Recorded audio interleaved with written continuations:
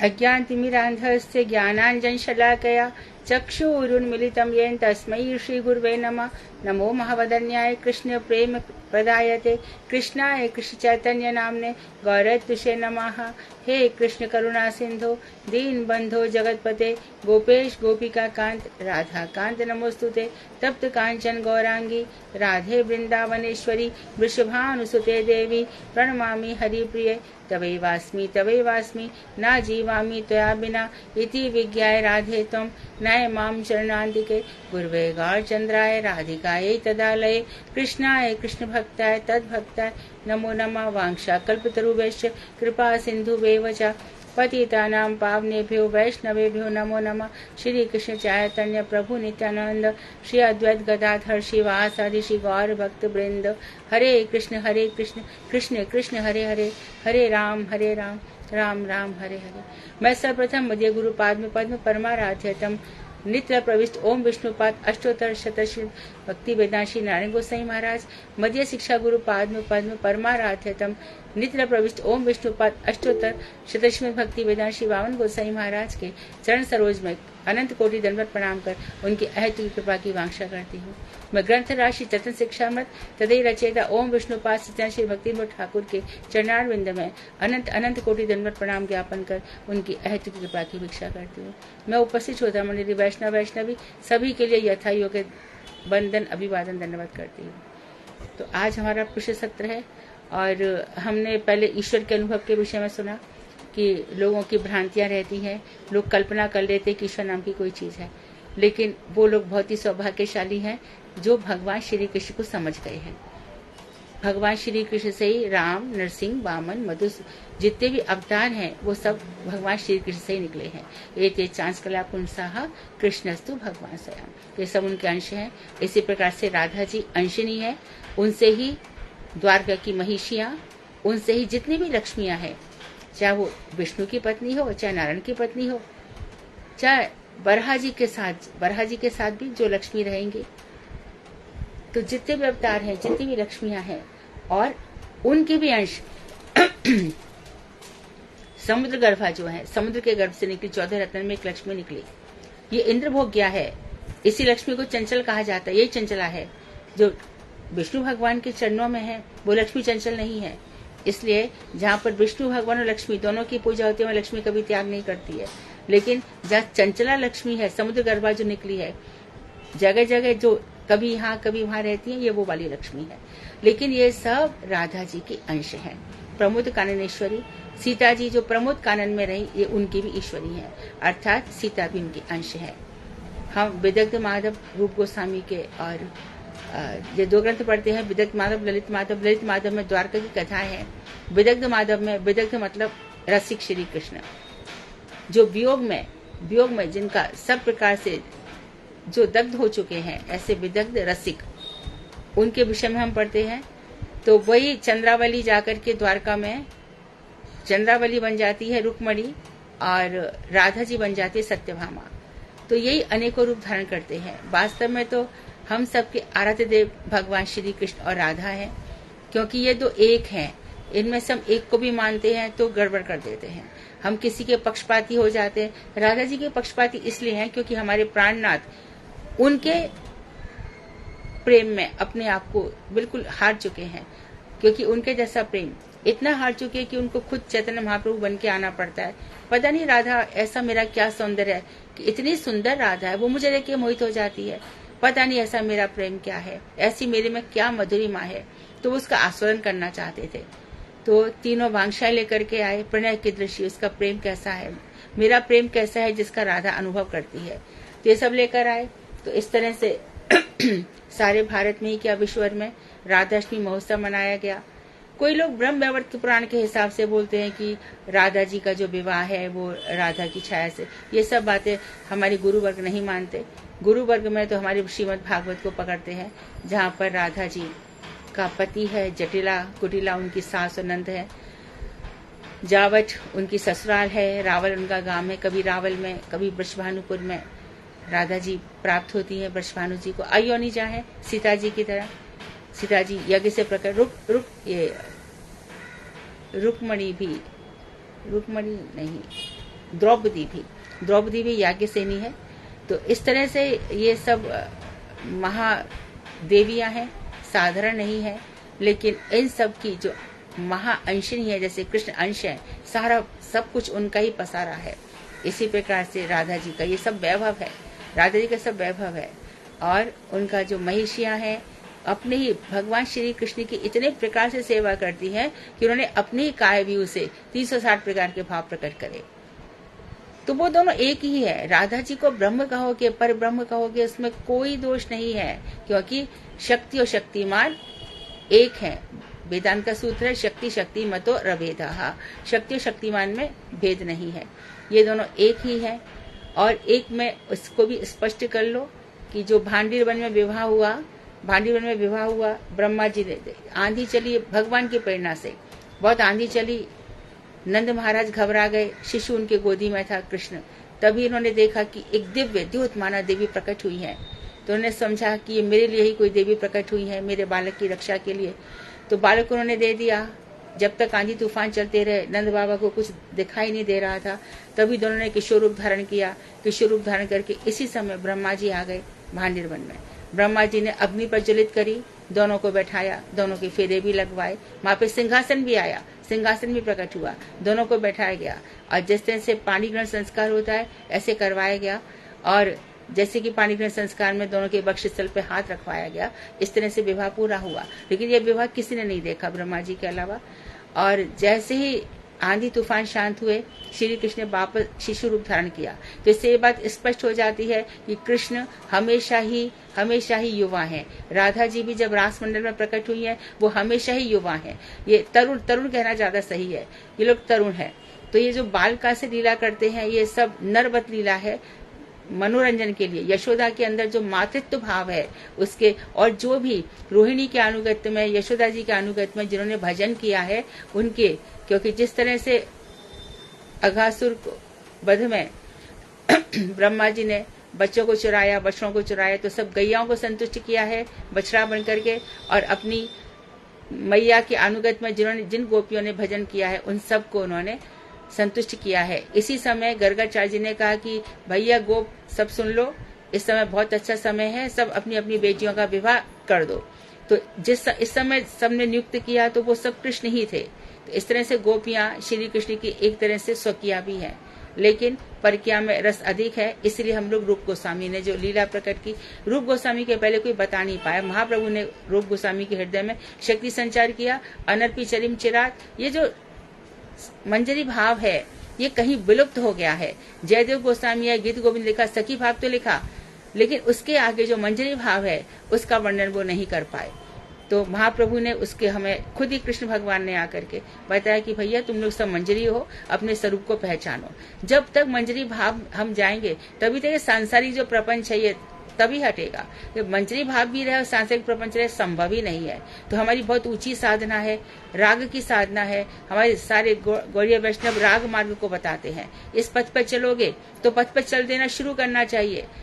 हम एक बालक जब पैदा होता है, फिर बड़ा होता है, उसको लगता है कि अब मैं कमाऊंगा, फिर घर बनाऊंगा, ये सब करूंगा। लेकिन हम वैष्णव लोग क्या समझते हैं कि हम पहले श्रद्धा के बाद साधु संग, फिर अनर्थ अपराध सब दूर होंगे, फिर बहुत निष्ठा होगी, भजन की निष्ठा ही रीढ़ है, इसके बाद रुचि होगी, आसक्ति होगी, भाव भक्ति होगी, प्रेमा भक्ति होगी।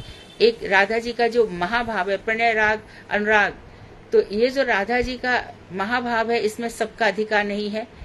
लता विशाखा वहां तक थोड़ा पहुंच पाते हैं, सुबल जो चंद्रावली का भाई है वो वहां तक थोड़ा पहुंच पाता है, लेकिन उसके आगे जो रूढ़ अधिरूढ़ भाव है वो कभी कभी लता जी तक पहुंच पाता है, लेकिन उसके आगे जो मोदन मादन भाव है वहां तक कोई नहीं पहुंच पाता।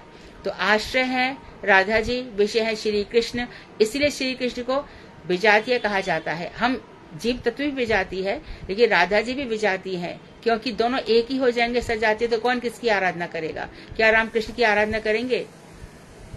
ऐसा नहीं हो सकता है ना।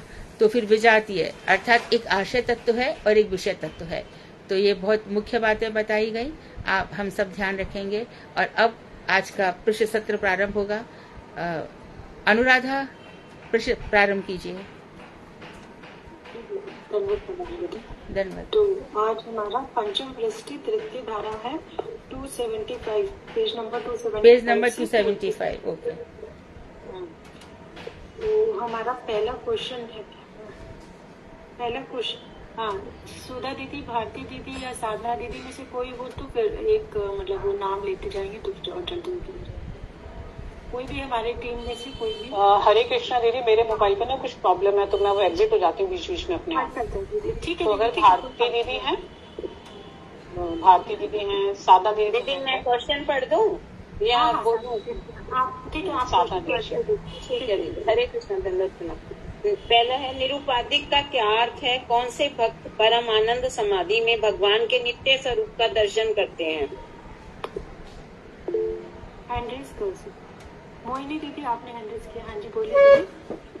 दीदी, निरुपाधिक का अर्थ वो है जब जीव में से सब संसार का ये समस्त वासना कल्मश हट जाते हैं और वो तीव्र वैराग्य को प्राप्त कर लेता है, अर्थात समस्त उपाधियों से हटकर जब वैराग्य का उदय होता है उसको तो निरुपाधिक कहते हैं।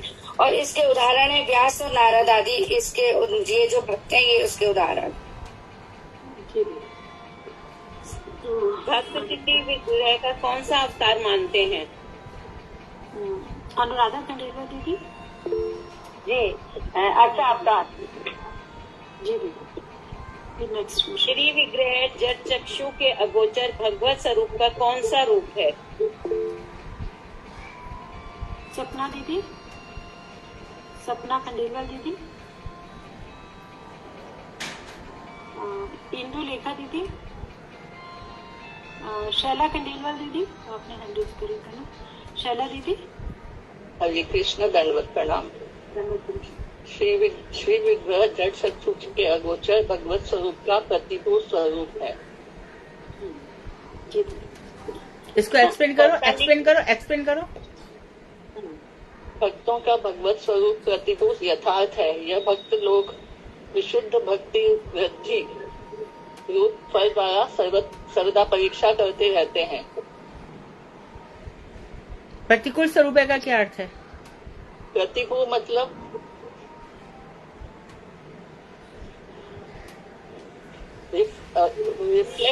रिफ्लेक्ट होता है, जो राधा दामोदर में बताया, रिफ्लेक्शन होता है जो। हरे कृष्णा दीदी, ये तो तीसरे वाले का आंसर है। तीसरे क्वेश्चन पूछा है दीदी उन्होंने। प्रतिभू का मतलब है कि जो दर्शन ऊपर हो रहे हैं भगवान के, वही दर्शन हमें जड़ जगत में भी श्री विग्रह में होते हैं शुद्ध भक्तों को। ये राइट आंसर है। पौतालिक की परिभाषा दीजिए। विनीता त्यागी दीदी। क्योंकि भगवत स्वरूप के साथ संबंधहीन वस्तु की उपासना जो करते हैं वे ही पौतालिक। बिल्कुल ठीक है। हाँ जी, पौतालिक लोग कितने प्रकार के होते हैं? दीदी, हरे आठ कृष्ण प्रकार के। पहले पौतालिक का अर्थ पूछो। दीदी वो तो बताया। बताओ। दीदी हो गया था। हो गया था, फिर एक दफे और बोलो। एक बार। हरे कृष्णा दीदी, पौतालिक का अर्थ होता है कि जो मूर्ति पूजा को त्याग करके ब्रह्म को निराकार मानते हैं और उनका स्वरूप विग्रह नहीं मानते, और इस प्रकार का सिद्धांत अपनाकर वो अपने आप को जो है ना निराकार तत्वों को प्राप्त करने के लिए एक मिथ्या आकृति की सृष्टि करके उसकी उपासना करते हैं, वो लोग पौतालिक कहलाते हैं। ये परफेक्ट आंसर है। अब ये आंसर किसने बोला है? किसने बोला आंसर? नाम बोलो ना। अंजना। अंजना, आपने जो बोला इसकी व्याख्या करो तो।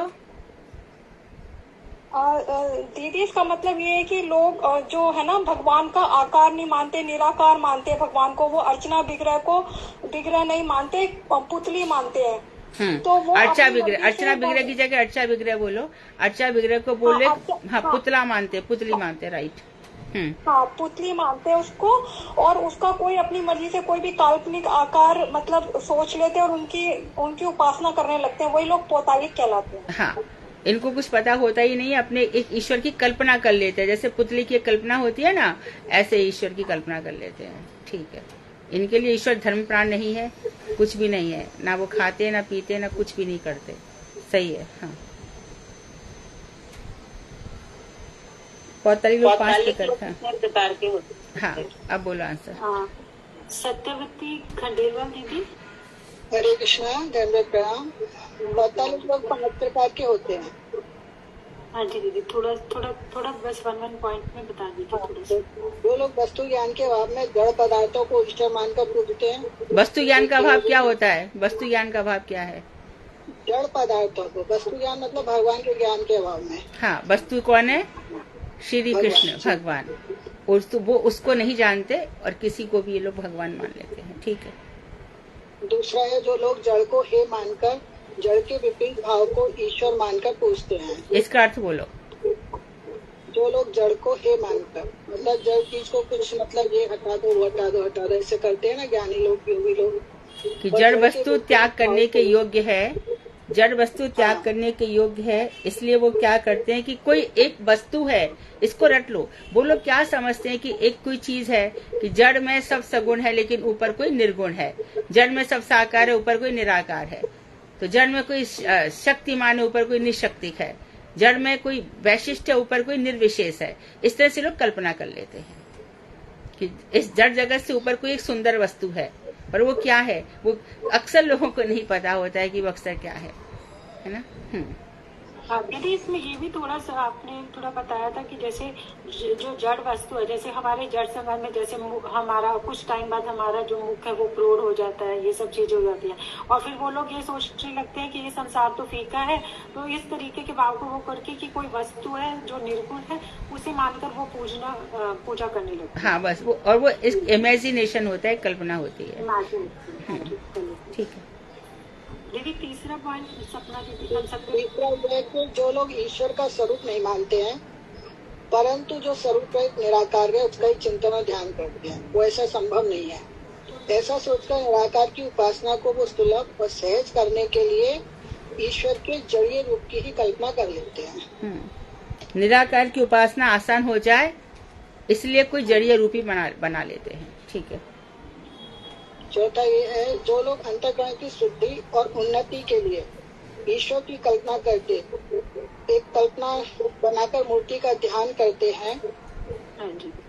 और पांचवा जो लोग जीव को ही ईश्वर मानकर पूजते हैं। अभी आगे क्वेश्चन आएंगे इससे रिलेटेड, तो दीदी साधना दीदी आगे पूछना नेक्स्ट क्वेश्चन। प्रथम श्रेणी के पतालिक में कौन से लोग आते हैं? आलोक गुप्ता दीदी, ज्योति गुप्ता दीदी, ज्योति दीदी। ज्योति बोलो, लास्ट टाइम तुम अच्छे आंसर दे रही थी। ज्योति बोलो। हाँ मैं बोल रही हूँ, माइक वो नहीं कर रखा था। इसमें आता है कि असभ्य लोग हैं, जंगली जातियों वाले हैं, अग्नि की जो पूजा करते हैं, और जो ग्रीक बाहर के देशों के लोग हैं, ये सब लोग इसमें प्रथम श्रेणी के पैतालिक आते हैं, क्योंकि इनको कुछ भगवान का तो ज्ञान नहीं होता, वो जड़ पदार्थों को ईश्वर मान के उनकी पूजा करने लगते हैं। ऐसे एक एग्जांपल और दो ना। जड़ पदार्थ में कौन, जैसे हम लोग क्या कौन से जड़ पदार्थ को ईश्वर मान लेते हैं, बोलो ना।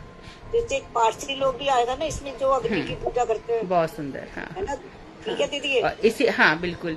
और इसी प्रकार से ट्रक के पीछे देखते हो कौन कौन सी देवियां उनकी हो जाती है, कहाँ से, किसी भी जड़ पदार्थ में कहीं भी कुछ हो उसको ईश्वर मानते हैं और उसी में खो जाते हैं। अब इसमें सब आ जाएगा, ये संतोषी माता भी आ जाएंगी, साईं बाबा भी आ जाएगा, ये सब आ जाएंगे इसमें, ये सब कुछ आ जाएगा। जिनका वेदों में वर्णन नहीं, पुराण में वर्णन नहीं, कोई शक्ति नहीं, कुछ प्रमाण नहीं, कुछ भी नहीं है, इस तरह से हो जाता है। और फिर और वो तो तुम बताओगे कि मनुष्य को ईश्वर मान लेते हैं, कौन कौन से बाबा आ जाएंगे इसमें, जिनको आधे को तो ज्यादा जेल है, वही हमारे भगवान है। हम किसी भगवान को नहीं, हमने भगवान को थोड़ी देखा है, हमने मनुष्यों को देखा है, वही हमारे भगवान है। हाँ ये वो लोग होते हैं। ठीक है। ईश्वर ज्ञान से जड़ की पूजा पता लिखता है, समझाइए।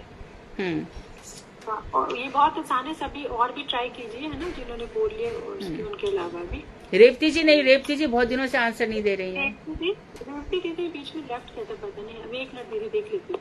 रेवती दीदी अभी तो नहीं कर दी। रूबी दीदी, रूबी दीदी आप बोलेंगे? रूबी गोस्वामी। हरे कृष्णा दीदी। प्रश्न क्या था? निर्विशेष वादी पौती कैसे है? ईश्वर ज्ञान से जड़ की पूजा पता लिखता है, समझाइए। अच्छा, जिन लोगों में स्वाभाविक रूप से ईश्वर विश्वास तो रहता है, परंतु ईश्वर के स्वरूप का ज्ञान उनमें उदित नहीं हुआ होता है, वो लोग अज्ञान के कारण धमक धमक वाली वस्तुओं को ही ईश्वर मानकर पूजते हैं। सही है, बिल्कुल सही है। इसमें ये सब आ जाएंगे, भील इत्यादि। हाँ, फूल का तारा जैसे टूटा हुआ, जो मांगेंगे वो मिल जाएगा। हाँ जी। निर्विशेषवादी पौतालिक कैसे हैं?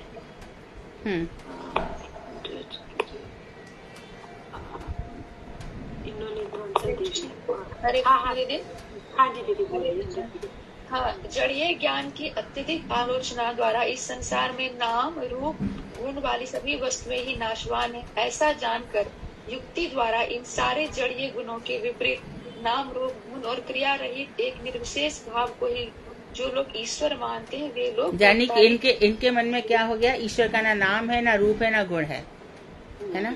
और यही वो लोग होते हैं जो ये कहने के राम भी ईश्वर है, गणेश भी है, ये सब एक ही नाम है, कुछ नहीं है, ये वो लोग होते हैं। ठीक है। पंचोपासक का क्या तात्पर्य है? ये पौतालिक श्रेणी में क्यों आते हैं? और बोलो। कामनी दीदी बोलिए आप। कामनी दीदी आपने भी बोली। हाँ जी बोलिए दीदी। ये पंचोपासना से वे लोग हैं जो निर्वाण प्राप्ति के वो ध्यान में रखकर निर्विशेष ब्रह्म की प्राप्ति को लक्ष्य कर विष्णु, शिव और गणेश आदि की, सूर्य की वो उपासना करते हैं। ठीक है। और इनका लक्ष्य क्या होता है कि हमको मोक्ष मिल जाए, फिर इनकी उपासना करते हो, धीरे धीरे फिर क्या हो जाते हैं, निराकार में चले जाते हैं। क्योंकि निर्वाण किसका होता है? जो, इसको भी समझ लो, जो भगवान की भक्ति करेगा उसके सामने तो भगवान है, लेकिन मेरा मोक्ष हो जाए उसके सामने कोई कॉन्सेप्ट ही नहीं होता, इसलिए लोग निराकार में चले जाते हैं। पंचोपासक का एंड क्या है? निराकार की उपासना। ठीक है। ये पौतलिक श्रेणी में क्यों आगे, कौन सी पौतलिक श्रेणी में आते हैं? हाँ जी। ठीक है। दीदी नेक्स्ट क्वेश्चन। साधक के लिए सर्वप्रथम किस शुद्धि की आवश्यकता होती है?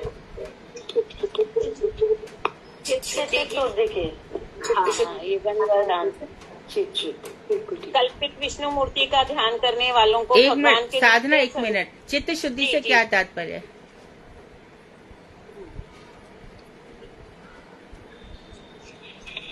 हृदय की शुद्धि।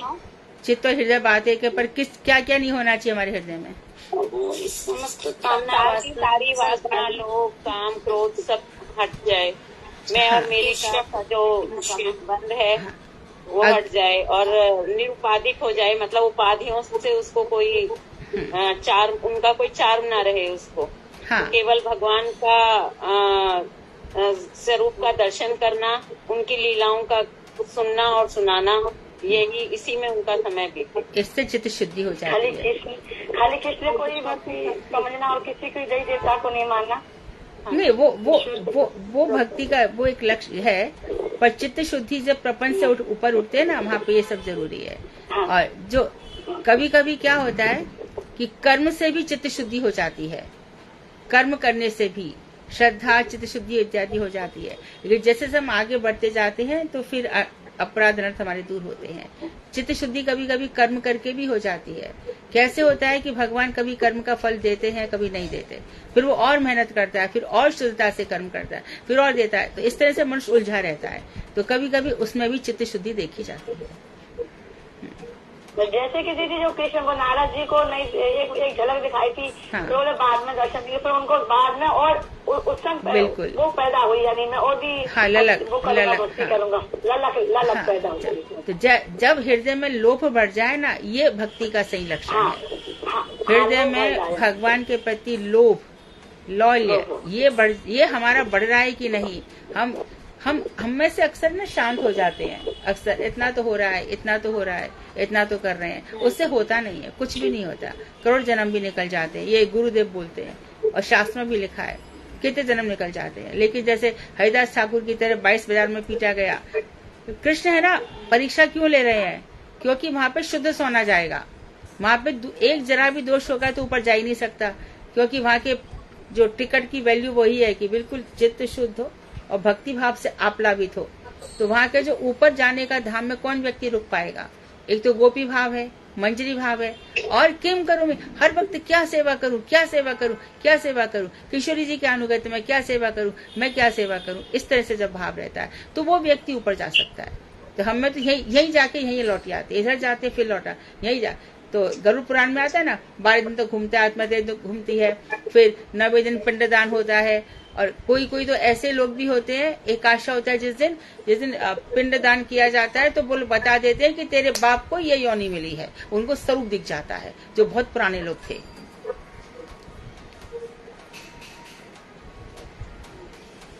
ऐसा भी होता है। तो ध्यान रहे, एक भी कर्म का फल बिना मर जाएगा ऐसा नहीं होता है। इसलिए अपने हृदय से लोभ, लालच और ये निंदा, स्तुति, अभी तो हमारे अंदर ये भी भाव है ना कि दूसरों ने निंदा करी तो हमारा मन मलिन हो जाता है, दूसरों ने स्तुति की तो हम गुब्बारे की तरह फूल जाते हैं, ये सब भी निकल जाए। निंदा स्तुति में भी जो शांत बना रहे, लोभ ना हो, बिल्कुल लोभ ना हो। हम इधर दे रहे हैं, उधर लेने की इच्छा कर रहे हैं तो वो भी सेवा नहीं है। सेवा वृत्ति बहुत सही और शुद्ध रहनी चाहिए। हाँ, आगे चलो। खाली यानी लोग यानी कृष्ण की भक्ति का होना चाहिए जी। हाँ, बहुत बहुत होना चाहिए। हाँ। और जी अजामिल का भी ले सकते हैं, जैसे अजामिल को, अजामिल तो बहुत वैसी श्रेणी में है, अभी शुरुआत की श्रेणी में है। अजामिल का तो कैसा हो गया कि जब नरकों का वर्णन हो गया तब परीक्षित घबराए हैं, क्योंकि किसी को कुछ ना कुछ तो याद आता ही है। तब अजामिल की कथा सुने कि घबराओ मत, एक बार भी भगवान का नाम लोगे तब तुम्हारे पास यमदूत नहीं आएंगे, तुम नरक में नहीं जाओगे। लेकिन अब जो नाम ले दिया इसके बाद की जो स्टेज है वो ये सब आई है। ठीक है। हाँ। कल्पित विष्णु मूर्ति का ध्यान करने वालों को भगवान के नित्य स्वरूप का साक्षात्कार कभी नहीं होता है, क्यों? विनीता दीदी। योगी लोग भी विष्णु को निराकार मानते हैं एवं कल्पित विष्णु मूर्ति का ध्यान करते हैं। इसके द्वारा अन्य प्रकार से जो कुछ लाभ हो सकता है, परंतु इसके द्वारा भगवान के नित्य स्वरूप का साक्षात्कार कदापि नहीं हो सकता। तो इसमें ये सब आ जाएंगे। ये योगी जितने में योगा सिखाते हैं ना, योग को तुमने योगा कर दिया, गलत उच्चारण कर दिया, राम को रामा, कृष्ण को, यदि हम कृष्ण को कृष्णा कहने लग गए, मानो हरे कृष्णा कर दिया ना तो गड़बड़ हो जाएगा, क्योंकि कृष्णा किसका नाम है? द्रौपदी का। तो हमारे कृष्ण का नाम हुआ ही नहीं। इसे नाम उच्चारण में बहुत सावधानी बरतो। और रामा करके कोई है ही नहीं, राम है। तो इसी प्रकार से हम क्या बता रहे थे यहाँ पर कि कल्पित, हाँ, कल्पना जो कर लेते हैं, कल्पना सबसे बड़ी, कल्पित मूर्ति का ध्यान, कोई भी एक कल्पना, ये सबसे बड़ी पत्र लिखता है। क्योंकि एक तो ये भी आएगा ना इसमें कि भगवान को ये निराकार रूप, भगवान के निराकार रूप को मानते हैं, निराकार है भगवान। हाँ, इसीलिए उनको कभी भी साक्षात्कार नहीं होगा, हो ही नहीं सकता। आपके सामने कल्पना ही नहीं है, हमारे सामने निराकार मानने लगे ना भगवान को, तो साक्षात्कार किसका करेंगे जब भगवान निराकार ही है? तो कौन बोल रहा है अभी? रेवती जी? ज्योति दीदी। कौन बोल रहा है? ज्योति दीदी। ज्योति, हाँ ज्योति दीदी। इसमें आपने ये भी बताया था कि वो बिना चक्षु के देख सकते हैं, बिना हाथों के काम कर सकते हैं, सब कुछ, बिना वाणी के शास्त्रों का अध्ययन कर सकते हैं। और दीदी को शांता कारम भुजग, हाँ, ये वाला श्लोक बताया था, शांता। जीवों को ईश्वर मानने से क्या मतलब है? यह कौन सी श्रेणी के पद तालिक हैं?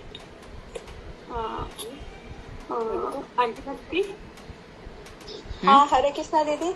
जो लोग जीवों को ईश्वर मानकर पूजा करते हैं वे 5वीं श्रेणी के लोग हैं। और जीवों को ईश्वर मानते हैं, जैसे मेरा भाई मेरे लिए सब कुछ है, मेरी माँ ही मेरे लिए ईश्वर है, मेरा पति मेरे लिए ईश्वर है, इस तरीके से वो जीवों को ईश्वर मानते हैं। हाँ, किसी ने किसी को कुछ जरा सी हेल्प कर दी और बस हमारा भगवान तो यही है। ये लोग, ये सब पत्तलिक है।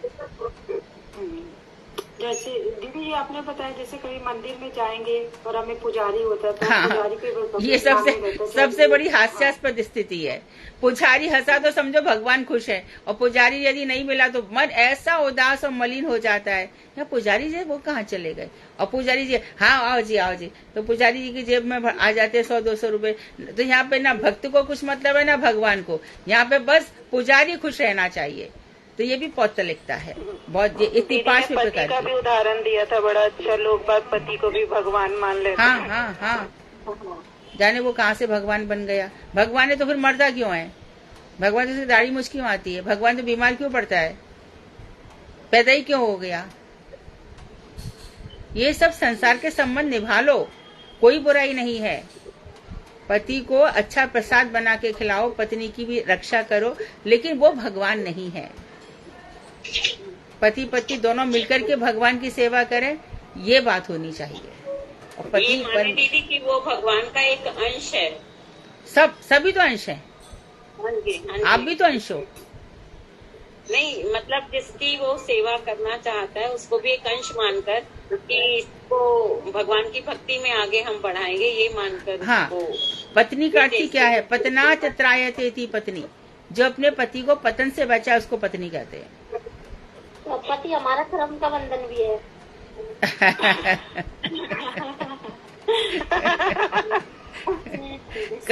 श्री चैतन्य महाप्रभु की शिक्षा के अनुसार कौन सा अपराध सबसे भयंकर है? इंदु दीदी आप ट्राई करेंगे? इंदु दीदी बोलो। कामनी दीदी हाँ बोलिए। हरे कृष्णा दीदी। हाँ हाँ बोलिए। जो लोग जीव को ईश्वर मानते है, श्री महाप्रभु के अनुसार इससे बढ़कर कोई अपराध नहीं है। अगर भगवत भक्त हो तो पूजा करने से ये अपराध नहीं लगता। अगर वो भक्त हो उसकी पूजा करें तो अपराध नहीं लगता है। लेकिन अगर भगवत भक्त नहीं है और उसको वो बोलेंगे कि ये मतलब समय वेस्ट है सब, है तो ये पौत्तलिकता है। हाँ बिल्कुल। दीदी इसमें ये भी आएगा ना कि दीदी इसमें ये भी आएगा ना कि जीव को ईश्वर मान के पूजा जो करता है वो सबसे बड़ा भयंकर अपराध है। सबसे भयंकर चैतन्य महाप्रभु के अनुसार। हाँ। तो जीव तो कदम ईश्वर मान कर पूजा करना ही सबसे बड़ा अपराध है। किनका भजन पूजन आदि पौत्तलिक कार्य में नहीं आता? और भी अपनी श्री राम और एक सेकंड सुधा दीदी आप। हाँ जी हाँ जी हाँ जी। हरे कृष्णा हरे कृष्णा। जो जीव पूजनीय है वो हमारे आचार्य वर्ग है और उनको भगवत भक्त मानकर पूजा करने से कभी भी कोई अपराध नहीं लगता है। अपने गुरु जी की खूब सेवा करो। श्री नरसिंह देव आदि का भजन पूजन। हाँ जी, मैं गुरु यदि भगवत भक्त गुरु जी की जितनी सेवा करोगे उतना ही हृदय शुद्ध हो जाए। सबसे सही रास्ता ये है कि अपने गुरु की सेवा की जाए। श्री भक्ति विनोद ठाकुर जी द्वारा स्वरचित कौन से ग्रंथ में जीव को ईश्वर मानना पौत्तलिक है? सभी अपना श्री कृष्ण संगीता। ठीक है किसी के पास है ये ग्रंथ? नहीं। अच्छा, कोई बात नहीं। Next question. पौत्तलिक लोग किन की निंदा करते हैं? ये बहुत आसान है। और क्वेश्चन शालू दीदी अब आप ट्राई करिए। आपने आज एक क्वेश्चन ये भी बोला। शालू दीक्षित दीदी। हरे कृष्णा दीदी। 5 प्रकार के पौत्तलिक लोग केवल भगवत स्वरूप की ही नहीं बल्कि वे परस्पर एक दूसरे की निंदा करते हैं। दूसरे को नीचा दिखाते हैं कि तेरे तो ये ऐसा, तेरा ऐसा, तेरा ऐसा।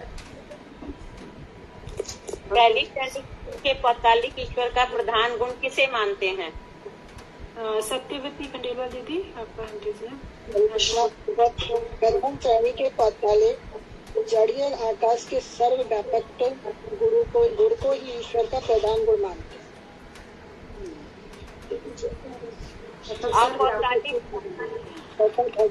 की अभिज्ञा करते हैं।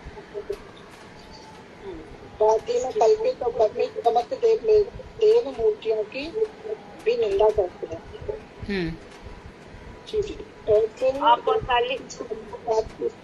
इसका मूल तात्पर्य कि ऐसे कल्पित कार्यों में परस्पर कलह होना अनिवार्य है। इनमें वो सब भी आ जाएंगे।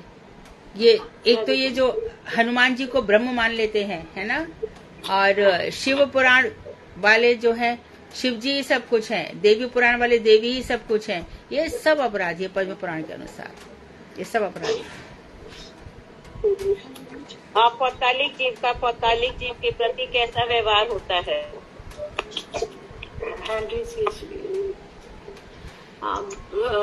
ज्योति दीदी बोलिए आप। दीदी इसमें ये है कि जो अपौतालिक पहले दीदी जो अपौतालिक है उसका अर्थ बता दीजिए, उससे फिर सबको और आसानी से समझ आ जाएगा। जैसे यहाँ अपौतालिक है ना, उसका क्या अर्थ? जो अपोजिट है, जो कि मतलब पौतालिक लोगों से अलग है, जो उनको वो इसमें आ जाएंगे ना, तो ये इनका स्वरूप उपलब्धि प्राप्त है। कोई भी किसी की भी पौतालिक की भी निंदा नहीं करते ये, और ना ही किसी के प्रकार इनके किसी के प्रति इनके हृदय में कोई द्वेष होता है। ये लोग मतलब जैसे हमारे आचार्य, जैसे पौतालिक लोग आपस में निंदा करते हैं, ऐसे ये किसी की भी निंदा नहीं करते, चाहे कोई पौतालिक हो चाहे कोई भी हो, वो किसी की निंदा नहीं करते, किसी से मतलब ही नहीं रखते। अच्छा ये बताओ, तुम लोगों पे कोई क्रोध करेगा तो तुम क्या करोगे? अभी तो ये कंडीशन है, अभी तो इतना कि क्रोध पे ठंडा पानी पी के क्रोध शांत कर लें।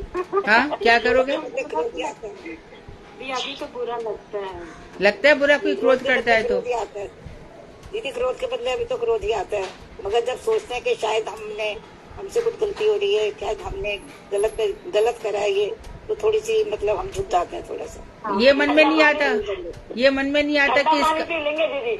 हाँ? नहीं, ये इसको तमोगुण इसके सिर पे नाच रहा है। ये तमोगुण माया के बद्ध जीव है, माया के वश में हो रहा है, तमोगुण इसके सिर पे नाच रहा है। मैं इससे क्यों प्रभावित हूँ? मैं तो अपने सत्य गुण में, विशुद्ध सत्य भगवान कृष्ण की आराधना में हूँ। ऐसा भाव नहीं आता क्या? दीदी ऐसे सोचे ना कि हमारी आत्मा को तो क्रोध कर रहा है, हमको तो कुछ क्रोध कर ही नहीं रहा। जब अभी स्टेज आई नहीं हमारी, ये अगर हम आगे बढ़े तो शायद ये सोचे। देखो हिमालय पे चाइना की तरफ से कितनी ठंडी ठंडी हवाएं आती हैं और हिमालय की तरफ से टकरा करके पीछे चली जाती हैं। उसी प्रकार से भक्तों के पास स्थितियां तो आएंगी, क्योंकि उनको सोने जैसा हृदय बनाना है। ये भगवान स्थितियां पैदा करेंगे, ये कोई और नहीं कर रहा है, ये ठाकुर जी कर रहे हैं सब। कि अब देखो इसको क्रोध आता है कि नहीं, अब देखो कि इसको काम होता है कि नहीं, अब देखो इसको लोभ मोह होता है कि नहीं। ये स्थितियां भगवान पैदा करते हैं और जब भगवान को दिखा दो, ये चारों तरफ तो तुम्हारे ऐसे लोग भरे पड़े हैं, मुझे फर्क नहीं पड़ता, मैं आपकी हूँ। और दीदी चार में 4 तरह का वो भी तो होता है, कर्ण पाठों में क्या होता है?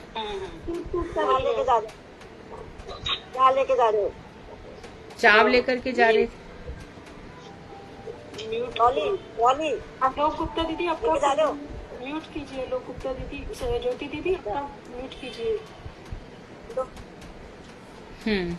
तो बिल्कुल भी क्रोध इत्यादि के वशीभूत ना हो। जो वो कर रहा है उसको ही समझो, या जो स्थिति ऐसी आ रही है तो हमको बोले, हमको देखो साफ कहो कि मुझे महाप्रभु ने मना किया है। महाप्रभु ने कहा है क्रोध बेगम, मनोवेगम, जिह्वा बेगम, उदर बेगम, उपस्थ बेगम सब मुझे शांत करने हैं, तो आने ही मत दो।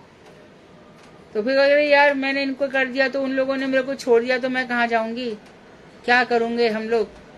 ये आ गया विचार, तो ऐसा कुछ काम हो जाए, फिर गुरुदेव गुस्सा हो जाए, प्रभुपाद जी नाराज हो जाए, भक्ति विनोद ठाकुर नाराज हो जाए कि देखो इतना अच्छा पढ़ा रहा हूँ, जीवन बना रहा हूँ, ये लोग तो मानते ही नहीं अपनी आदत से।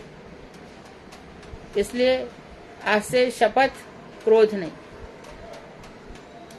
दीदी समटाइम्स अपना पक्ष रखने के लिए भी तो जरूरत ही नहीं है, किसी को क्लियर करने की जरूरत ही नहीं है। तो हम सही होते हैं हमेशा, भक्त गलती करता ही नहीं है, पर क्लैरिफिकेशन देने की जरूरत नहीं है। अपना उतना टाइम भजन में करना चाहिए। जो जितना बड़ा जापक होगा, जितना बड़ा जप करने वाला होगा, फिर तुम्हारे सामने कोई क्रोध करने वैसी स्थिति आएगी ही नहीं।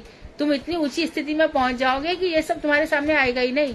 अपनी स्थिति ऊंची बनाना भी तो हमारे हाथ में ही है ना। जब करते जाओ, जब तो करते जाओ। शुरू में 2-4 महीना, साल भर होता है, फिर कुछ भी नहीं होता। और दीदी फिर जन्म नहीं लेना पड़ेगा इसी जो भी है, मतलब हम एक दूसरे में यही करते रहेंगे, फिर आओ। हाँ वही, इसको स्टॉप करना पड़ेगा। भूल जाओ, अगर नहीं आना तो ना हमें किसी पर क्रोध करना, ना किसी से प्यार करना, बस किसी से नफरत करनी, हाँ ना किसी की कुछ भी करनी। ठीक है भाई, जो हो रहा है हरी इच्छा। हाँ हरी इच्छा है, ये बेस्ट है। ये शालू तो एकदम बहुत फर्स्ट क्लास। सालों उसी स्टेज तक पहुंच गई, हमारी उसी स्टेज तक पहुंचे नहीं। पहुंचना चाहिए, नहीं पहुंचे ये जवाब नहीं है, पहुंचना चाहिए, सबको पहुंचना है। पहुंच जाओगे तो अच्छा, जन्म बेकार चला जाएगा भाई, जन्म बचाओ। वन वर्ड में निचोड़ बता देते हैं। आप कालिक जीव के अनुसार दूसरों को स्वरूप की उपलब्धि कैसे होती है? शैला दीदी, हाँ जी, शैला खंडेलवाल दीदी, आपका हैंडल से। हरे कृष्णा। हाँ जी,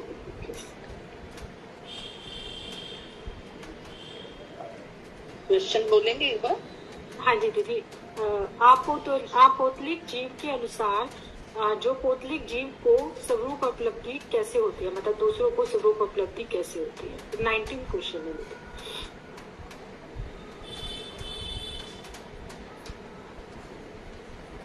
जब तक स्वरूप का बोध नहीं होता तब तक कल्पना के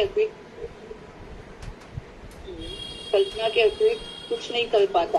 कल्पना करते करते सत्संग के प्रभाव से साधक जीव कल्पना को छोड़कर स्वरूप ज्ञान की ओर क्रमशः बढ़ता हुआ अंत में उसकी उपलब्धि कर लेता है। तब उसका किसी के साथ विवाद नहीं रहता।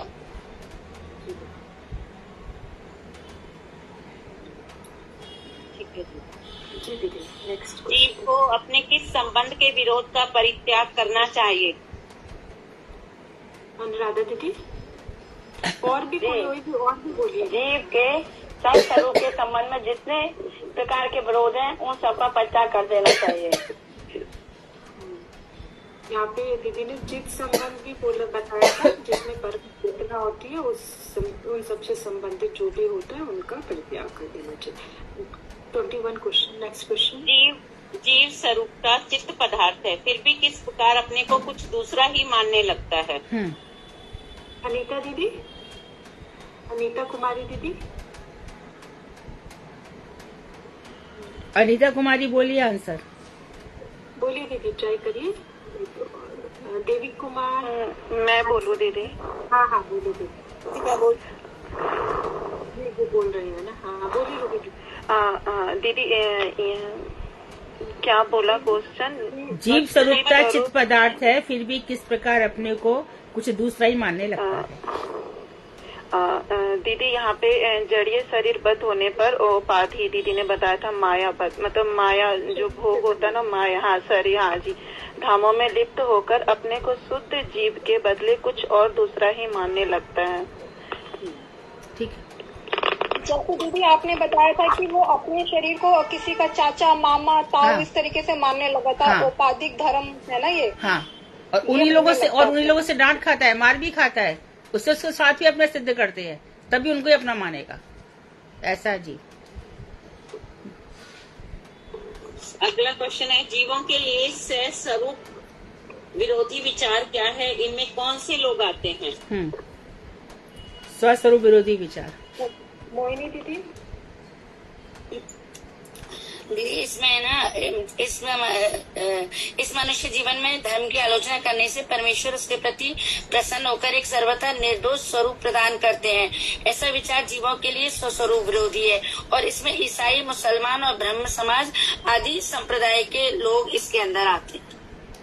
और बाहरी जो ब्राह्मण समाज है, इसमें दीदी ने कुछ बताए थे कौन कौन से आ जाते हैं मेन कुछ तो बताया। इसके अंदर कि ये ब्रह्म ही अविद्याग्रस्त जीव होने पर जीव ये बन गया है, ब्रह्म ही बन गया है। इस प्रकार का अनुशीलन करते करते और जब उसकी अविद्या दूर होगी तब जीव का जीवत्व नष्ट हो जाएगा और वह स्वयं ही ब्रह्म हो जाएगा। ये अगले का बता दिया, अगले का आंसर बता दिया। ये तो आर्य समाज और ब्राह्मण समाज। हाँ, आर्य समाज और एक प्रार्थना समाज भी है, वो भी एक स्वामी दयानंद और ये जो हाँ ये सब। अगला नेक्स्ट दीदी। ब्रह्मवादियों के मतानुसार जीव कब ब्रह्म बन जाए? ये आंसर बोल दिया था। अंजना दीदी। हाँ जी दीदी, वो इसका ये है कि जीव ही ब्रह्म बन गया का मतलब है कि ब्रह्म क्या है, जो अभी अविद्याग्रस्त है होने पर वो जीव बन गया है और मैं ही ब्रह्म हूँ। इस प्रकार का जब वो अनुशीलन करते करते जब उसकी विद्या दूर हो जाएगी तो जीव जो है उसका जीवित नष्ट हो जाएगा और वो स्वयं ही भ्रम बन जाएगा, इसका ये मतलब है। जो कि गलत विचार है ना। जीव कभी ब्रह्म बन ही नहीं सकता। जी ने बताया कि हम जो जीव है वो तो ईश्वर का अनुअंश है, वो तो हमेशा उसकी सत्ता और वो सब हमेशा रहेगा, इसीलिए वो कभी ऐसा हो ही नहीं सकता। तो नेक्स्ट क्वेश्चन दीदी 24। हाँ जी, एक कोई विपिन कुमार भी हैं, उनसे भी पूछ लेना दीदी। बौद्ध और जैनियों के अनुसार जीव को निर्वाण की प्राप्ति कब होती है? विपिन प्रभु जी, सी विपिन लिखा हुआ है ना प्रभु जी, प्लीज आप ट्राई करेंगे। बौद्ध और जैनियों के अनुसार जीव को निर्वाण की प्राप्ति कब होती है? क्वेश्चन ये उन्होंने हैंड पे करा कुछ। दीदी मैं तो अभी ज्वाइन किया हूँ, मेरा तो सुनी नहीं हूँ मैं कुछ भी। अभी मैं 1 हफ्ते से ज्वाइन किया हूँ, क्योंकि मेरा ज्वाइन नहीं हो पा रहा था। तो आपने बोला था कि नाम सेव कर लो तो ज्वाइन हो जाएगा, तो अभी मैं नाम सेव किया हूँ, तब जाकर के अभी ज्वाइन हुआ है। ठीक है ठीक है। दीदी को भी मैंने बोला था एक बार। जी दीदी मैं बोलूँ इसका? एक सेकंड दीदी, सभी को चांस मिलता है, हम देख लेते हैं ना। और किसने नहीं बोला? संतोष यादव जी, आप क्या करेंगे? योगिता शर्मा दीदी, इंदु झा दीदी, इंदु भाई या इंदु लेखा दीदी में से? इंदु लेखा दीदी। दीदी क्वेश्चन क्या है? बौद्ध और जैनियों को जीव के अनुसार, बौद्ध और जैनियों के अनुसार जीव को निर्वाण की प्राप्ति कब होती है? साफ लिखा है आंसर एकदम। मैं बोलूं दीदी? मैं बोलूं दीदी? मैं बोलूं? रूबी दीदी बोलिए आप। जीव अनेक जन्मों से कर्म करता हुआ कलेशों में भोग रहता है। प्रेम, मैत्री और वैराग्य का अवलंबन कर कर्मसी स्वभाव के शुद्ध होने पर पहले शुद्धता तत्व और अंत में निर्वाण की प्राप्ति होती है। यह बौद्ध और ज्ञानियों का मत है। यह निर्वाण का अर्थ क्या है? मोक्ष। और मोक्ष क्या है? मोक्ष हो सकता है किसी का जो कुछ है नहीं वो। हाँ, खाली कल्पना। जो नहीं है केवल कल्पना। हाँ। निराशावादी। बुद्ध और जैनियों का दीदी, बुद्ध और जैनियों का क्या मत होता है? बुद्ध, भगवान बुद्ध के जो अनुयायी हो गए थे वो बौद्ध कहलाए, और अहर्त जब एक राजा हुआ था उसके अनुयायी जो हो गए वो जैन कहलाए। ये जैन और बौद्ध, अभी तो जैन लोग बहुत बदल रहे हैं। अभी इनके पास कथाओं के लिए कोई तत्व ही नहीं है। ये खुद सोचते हैं कि हम कर क्या रहे हैं। इतना शरीर को त्रास देते हैं, 28 कर लो, 8 दिन तक निर्जल पानी में रहते हैं और फिर 9वें दिन खूब खा पी लेते हैं। ये कैसा व्रत है? आत्मा का तो सुधार हुआ ही नहीं। आत्मा का तो ध्यान करो। तो इनके आत्म तत्व के विषय में इतना ज्ञान नहीं है। इसी प्रकार से जैनिज्म और बौद्धिज्म एक ही तरह का ही है। जैन लोग भी वैसे ही और बौद्ध भी वैसे ही हैं। बौद्ध कहते हैं सब शून्यवाद है। जैन माता होती हैं, एक जीन माता होती हैं, वो ये जैन लोग होते हैं क्या? जो जीन माता करके लोग कुछ पूजा करते हैं, बोलते हैं ये जैन लोग हैं। वो तो अलग है, वो जीव माता बोलते हैं शायद उसको, वो अलग है। अच्छा। और बौद्ध होते हैं वो शून्यवादी। तो बौद्ध होते हैं शून्यवादी, सब कुछ शून्य है, कुछ भी नहीं है। और शून्य अलग अलग होते हैं ना। हाँ, ये दोनों अलग है। और शून्य मानते हुए भी इनके यहाँ भगवान बुद्ध की मूर्ति है। देखो कह रहे शून्य से जीव निकला है, और फिर भी जगह जगह देखो भगवान बुद्ध की मूर्ति है। कहीं भी चले जाओ, चाइना चले जाओ, जापान चले जाओ, वो अलग हो गया ना सिद्धार्थ। जो इनका सिद्धांत उस पर ही अडिग नहीं रहते। अच्छा। निराशावादी लोगों की जीव के प्रति क्या धारणा है? हाँ, जो ज्योति दीदी आप बताइए। ज्योति गुप्ता दीदी। दीदी इसमें ये है कि जैसे संयोग में जीव इस संसार में उत्पन्न होकर महाक्लेश से पतित हो रहा है। संसार का कोई भी सुख स्वीकार नहीं सकते, और इस प्रकार से जीवन धारण कर मृत्यु होने पर ही हमें शांति प्राप्त होगी। इसलिए वो उनकी धारणा बिल्कुल निराशावादी, एकदम निराश हो जाते हैं मृत्यु से। ठीक है। सांख्य मत और पातंजल मत में जीव के बारे में क्या बताया गया है? कोई एक पहले सांख्य मत बताएगा और second one will tell Patanjal मत। तो सांख्य मत कौन बताएंगे? विनीता दीदी। हाँ जी बताइए। हाँ जी बोलिए दीदी, आपने हैंड रेज किया। प्रकृति के संयोग द्वारा जीवत्व उत्पन्न होता है, अतः जीवत्व का नाश करना ही परम पुरुषार्थ है। धर्म के लिए हो या विवेक के लिए हो। प्रकृति और पुरुष का भोग तर्क भाव अनादि है। उसका नाश होने पर त्रिविध दुखों का अत्यंत निवृत्ति रूप पुरुषार्थ प्राप्त होता है। यह सांख्य मत है। ठीक है, मतलब दुखों की आत्यंतिक निवृत्ति, सब दुखों से छुटकारा मिल गया, बस अपने प्रकृति स्वरूप में हम आ गए, सांख्य मत है। अरे दुखों से छुटकारा मिल गया, मान ले, अब दुख से छुटकारा मान करके मानो इससे मुझे कोई दुख नहीं है, कुछ भी नहीं है, पर आगे क्या? दीदी जब वो जीव तत्व का नाश करना होता है तो हाँ। जीव तत्व का नाश कैसे? वो क्योंकि परम पुरुषार्थ है ये। हाँ, तत्व क्या? ये जो आत्मा है, ये परमात्मा का ध्यान करेगी तब ना। एक हृदय रूप में एक वृक्ष है, दो पक्षी बैठे हैं, एक आत्मा एक परमात्मा है। परंतु आत्मा को तो मानो कोई शरीर के जो दुख है, आत्मा को तो कोई दुख होता ही नहीं। शरीर के जो दुख है मानो वो खत्म हो गए सारे, पर आगे सेवा का भाव नहीं, परमात्मा का चिंतन नहीं, ध्यान नहीं, ऐसा है इनका। इसको जीव तत्व कह रहे हैं। जीवत्व, हाँ जीवत्व। हाँ, जीवपना क्या है कि भगवान का भक्त होना, ये जीवत्व है। वो लोग भगवान के भक्त हो ही नहीं सकते, खुद को ही तो भगवान मान रहे हैं, खुद को ही ब्रह्म मान रहे हैं, और तो दुखों से छुटकारा मिल गया। ये लोग सच्चाई से बहुत बहुत बहुत दूर चले जाते हैं, मन गणत अर्थ निकाल लेते हैं, यही पौत्र लिखता है। आगे नेक्स्ट पतंजल मत। शैला दीदी आप बताएंगी? जीव का नैष्कर्म और अपरिज्ञात अवस्था रूप कैवल्य पहले क्रिया योग द्वारा विस्तार प्राप्त करता है और फिर वैराग्य योग द्वारा उसका वैराग्य प्राप्त करता है। यही पतंजलि का मत है। हाँ दीदी, इसमें अपरिज्ञात अवस्था का मतलब क्या हुआ? ये जो दीदी ने बताया था, जीव का कर्म से रहित और अपरिज्ञात अवस्था रूप कैवल्य है। मतलब दीदी ने ऐसे बताया था जब कर्म और अर्थ सब कुछ छूट जाता है, मतलब उसके बाद जो है वो कैवल्य है, ये बताया था। दीदी नेक्स्ट क्वेश्चन। हाँ जी दीदी, न्याय शास्त्र और वैशेषिक शास्त्र किसके द्वारा रचित? ये वन वर्ड है कि ये गौतम द्वारा, गौतम बुद्ध कणाद द्वारा, कणाद द्वारा। बिल्कुल ठीक है। श्री शंकराचार्य जी ने वेदांत भाषा में जीव के बारे में क्या बतलाया है? श्री शंकराचार्य ने वेदांत का जो भाष्य लिखा है उसमें भी जीव को अनित्य बतलाया है, जो मूल वेदांत शास्त्री ये विचार सही है कि गलत है? जीव अनित्य है कि नित्य है? जीव तो नित्य। हाँ, जीव नित्य है। जीव नित्य है, हम कभी नहीं मरते, शरीर मरता है। भगवान भी नित्य है और कर्म भी नित्य है। कर्म फल दे करके फिर मरता है उसकी। दीदी ये जो हम आप यदि बोलते हैं जीव नित्यम राधा कृष्ण गति नमा, तो यहाँ पे जो है वो उसका अर्थ क्या हुआ दीदी?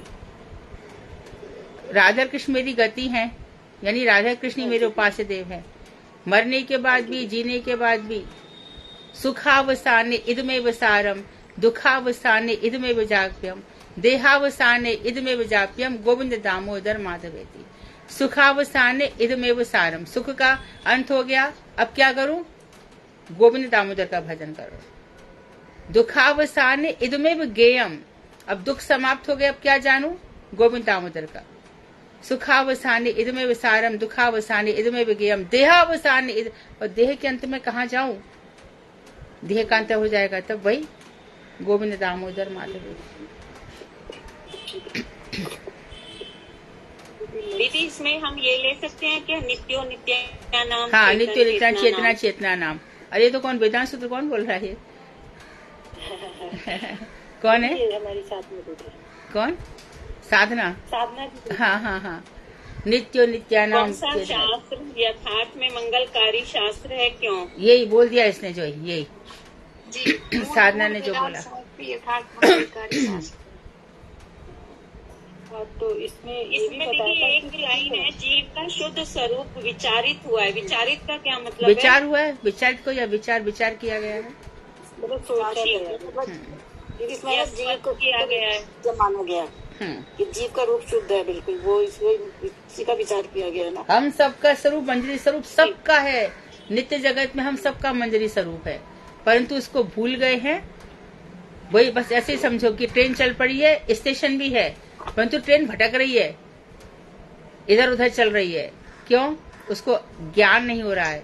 और जैसे ही हो जाएगा वैसे ही वहां पहुंच जाएंगे, नहीं तो पटकते रहो।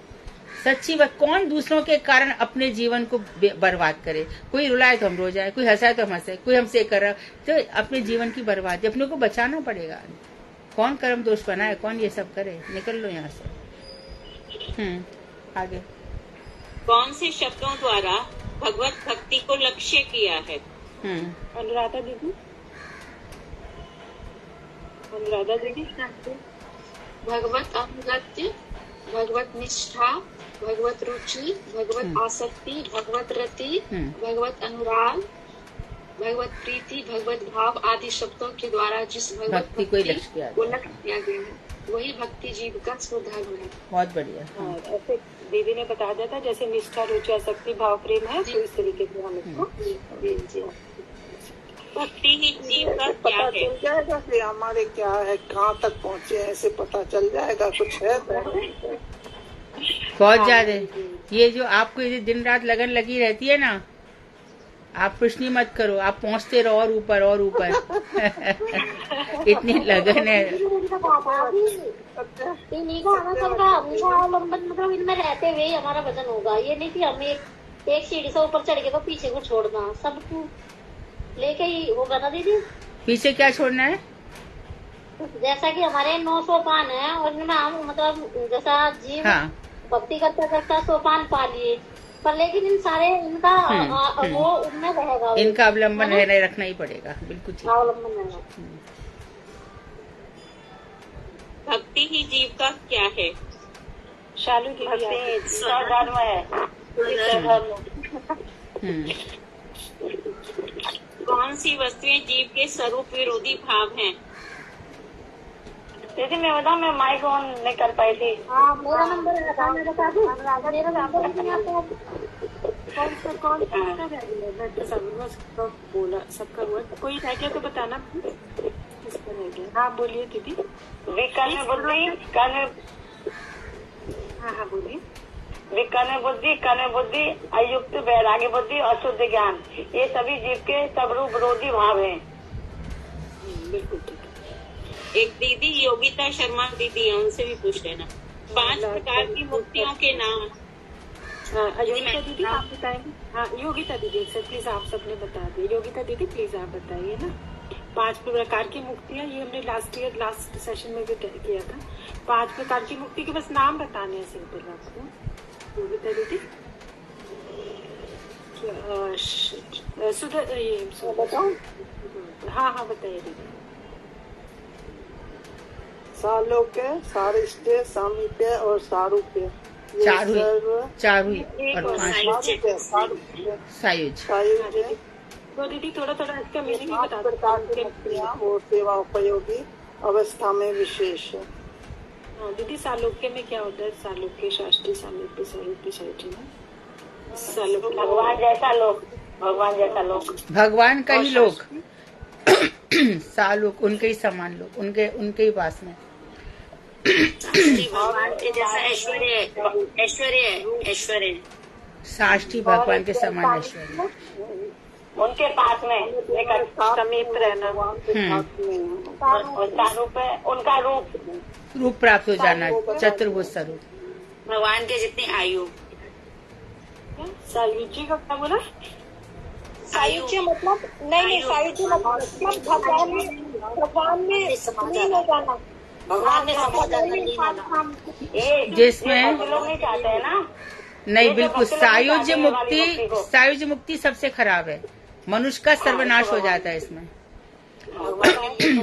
गोपाल दास बकर इनको सायुज्य मुक्ति मिला था। ये चीज दीदी 34, बस 3-4।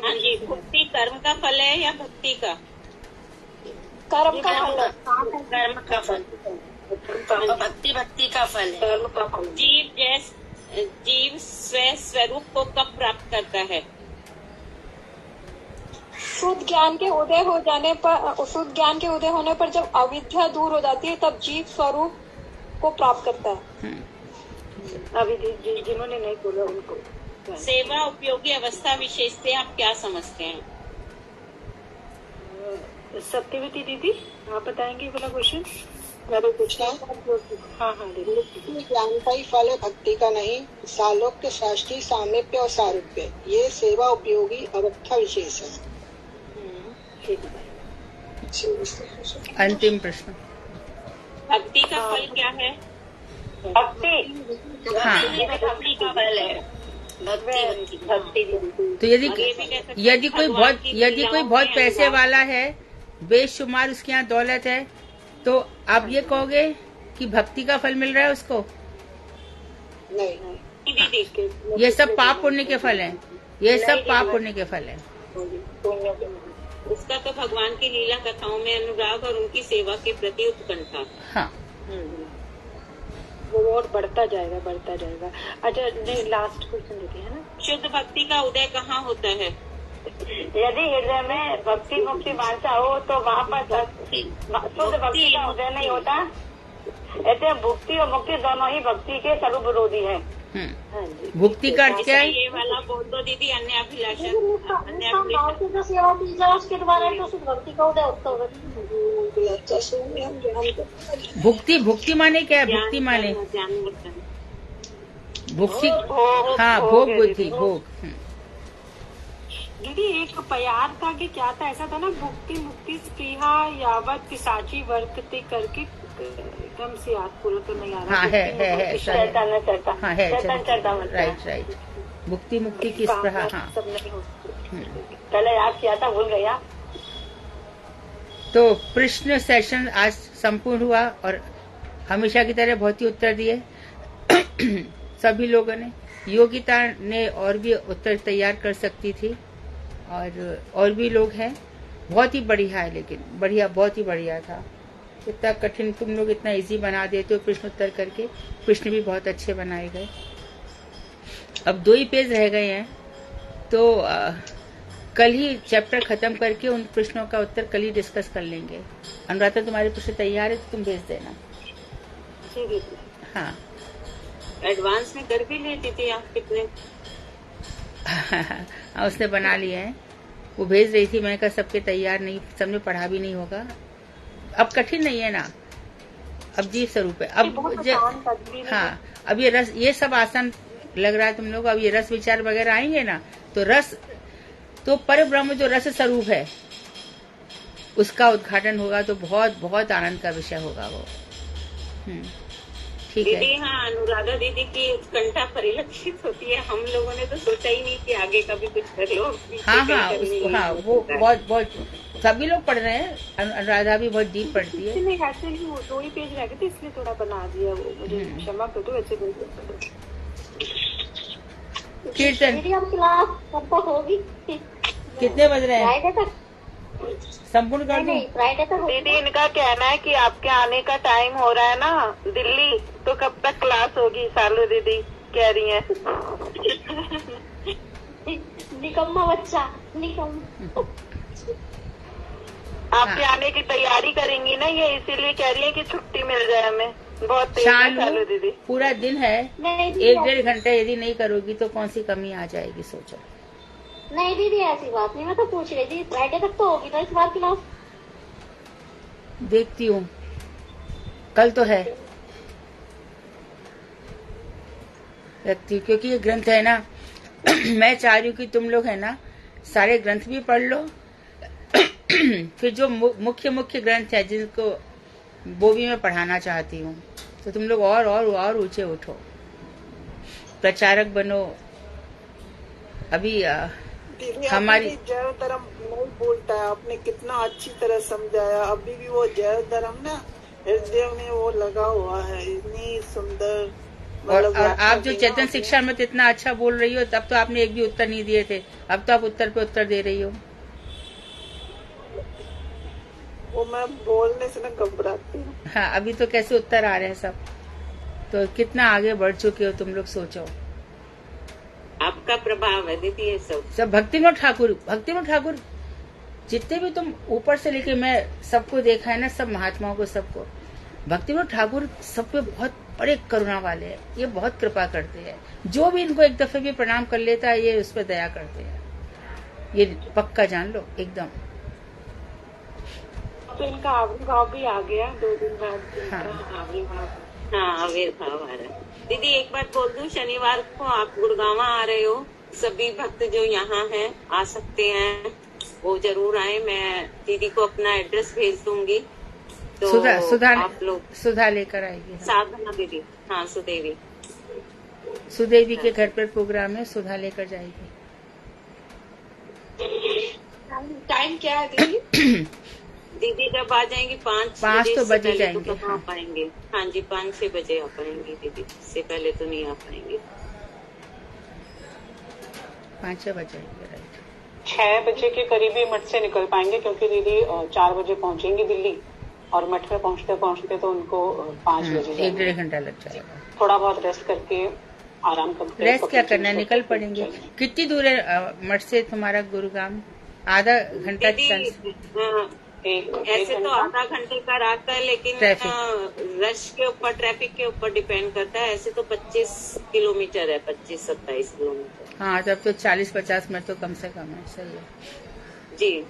हाँ ठीक है, छोटा सा आपका बोल दूं, श्री ब्रजराज सुताष्टकम। ठीक है, गाओ। नवनीरद निंदित कांतिधरम, रस सागर नागर भूपवरम, शुभ बंकिम चारु शिखंड शिखम, भज कृष्ण निधिम ब्रजराज सुतम, भज कृष्ण निधिम ब्रजराज सुतम, भज कृष्ण निधिम ब्रजराज सुतम, भुवि शंकित बंकिम शत्रुधनुम, मुख चंद्र विनिंदित कोटि विदुम, मृदु मंद सुहास सुभाषयुतम, भज कृष्ण निधिम ब्रजराज सुतम, सुविकंप धनंग सगंगधरम, ब्रजवासी मनोहर वेशकरम, वृषलांछित नील सरोज दृशम, भज कृष्ण निधिम ब्रजराज सुतम, अलकावली मंडित भाल ततम, श्रुति तोलित माकर कुंडलकम, कटिवेष्टित पीत पटम सुदतम, भज कृष्ण निधिम ब्रजराज सुतम, कलनूपुर राजित चारुपदम, मणिरंजित गंजित भृंगमदम, वज्रवर्ष शशांकित पादयुगम, भज कृष्ण निधिम ब्रजराज सुतम, वृषचंदन चरचित चारुतनुम, मणिकौस्तुभ गर्हित भानुतनुम, ब्रजबाल शिरोमणि रूप धृतम, भज कृष्ण निधिम ब्रजराज सुतम, सुरविंद सुवंद मुकुंद हरि, सुरनाथ शिरोमणि सर्वगुरु, गिरिधारी मुरारी पुरारी परम, भज कृष्ण निधिम ब्रजराज सुतम, वृषभानु सुतावर कीली परम, रसराज शिरोमणि वेशधरम, जगदीश्वरमीश्वरमीड्यवरम, भज कृष्ण निधिम ब्रजराज सुतम, भज कृष्ण निधिम ब्रजराज सुतम, भज कृष्ण निधिम ब्रजराज सुतम। जय राधे जय कृष्ण, जय राधे हरे कृष्ण। बहुत सुंदर, बहुत बढ़िया। ठीक है, कल मिलते हैं ना। वांछा कल्पतरुभ्यश्च कृपा सिंधुभ्येव च पतितानां पावनेभ्यो वैष्णवेभ्यो नमो नमः। कल प्रश्न हम डिस्कस कर लेंगे चैप्टर के तुरंत बाद ही, तो कल हमारी ये धारा समाप्त हो जाएगी।